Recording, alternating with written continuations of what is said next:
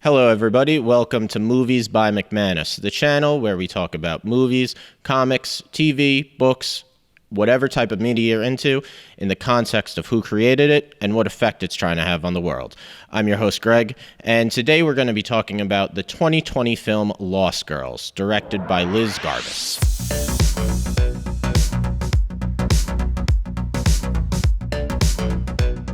A brief recap.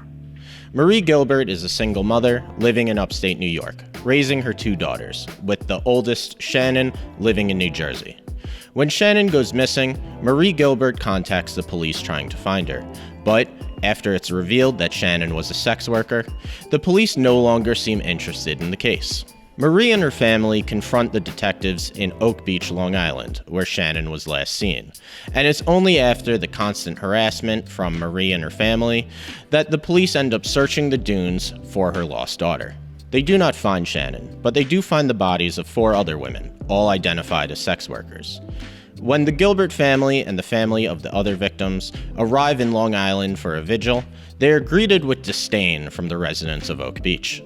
Unhappy with the police, the families knock on the residents' doors themselves, trying to question them, and confront police officers who they believe aren't doing enough to find the killer. Eventually, Shannon's body is found, but the killer is not, and in text at the end of the movie, it's revealed that Marie is later murdered by one of her daughters who has schizophrenia. So this movie ends on a very depressing note.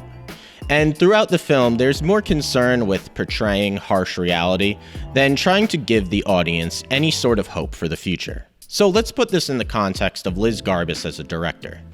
She's mostly known for her documentary films, and if you have a keen enough eye, you will notice this is very present in the movie's cinematography.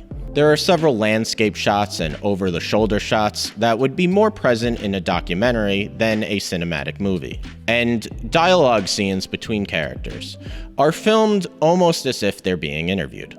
Shooting the film like a documentary rather than a cinematic movie helps add a level of realism to the film.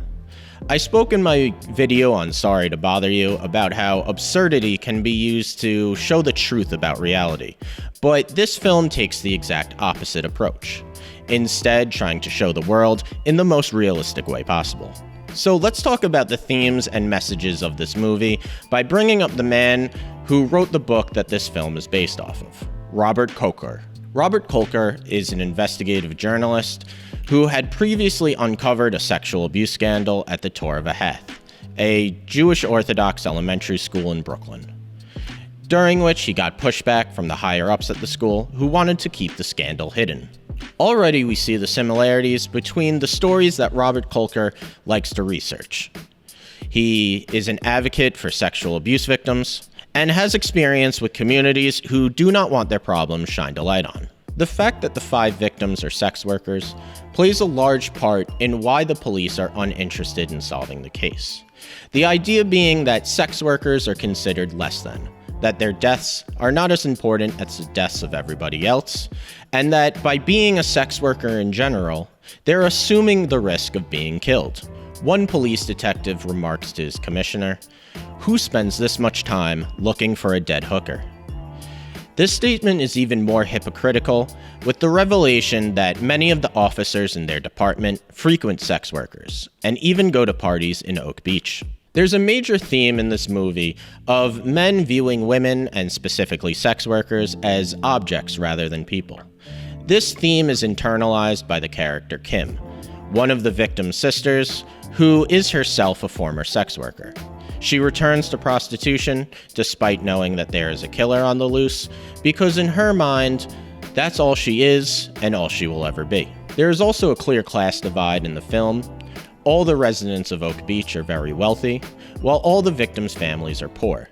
And most of the victims themselves only entered into sex work because of their financial situations. So by saying that sex workers do not matter as much as everybody else, in the context that these sex workers only entered their profession because they were poor, you are by extension saying that the poor do not matter as much as the wealthy. Marie Gilbert and the other victims' family members are seen as nuisances to the residents of Oak Beach.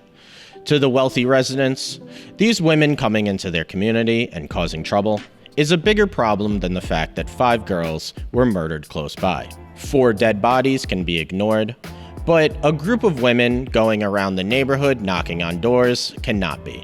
So, to the residents of Oak Beach, the women are a bigger problem than the bodies. We see this point further when the police show up to escort the families away, and Marie comments that they arrived at Oak Beach faster than they did responding to her daughter's 911 call. Now, since I'm from Long Island, and I live close by to where the bodies were actually found, I wanted to put some of my own perspective into this breakdown. What's not shown in this movie that perhaps should have been is the impact that these murders had on Long Island as a whole. The movie shows how Oak Beach reacted to the murders, but Long Island is bigger than just Oak Beach. There were a large amount of Long Islanders who were sympathetic towards these women and their families. When the bodies were found, the killer was really all anyone could talk about. And the sentiment that may have existed in Oak Beach, at least according to the film, wasn't true for the rest of the island.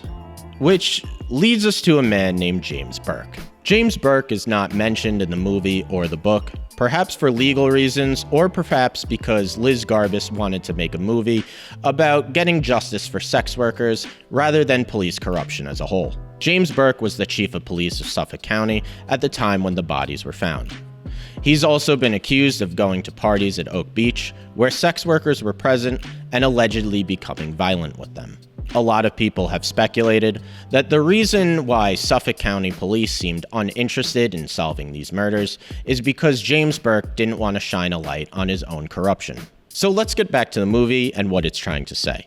I think the film, along with Robert Kolker's book, puts forward the idea that someone being from a lower economic class does not mean that their suffering is any less valid, and that sex workers need to be treated as the human beings that they are. Rather than using their profession as justification for any wrongdoing that may occur, law enforcement and the media needs to treat these cases as seriously as they would for any other victims. So what do you think of Lost Girls? And if you have any comments or theories about the Long Island serial killer, feel free to let us know. Also, if you like this video, subscribe to our channel and check out our podcast. Also, follow us on social media at Movies by McManus. I'm your host, Greg, and have a good night.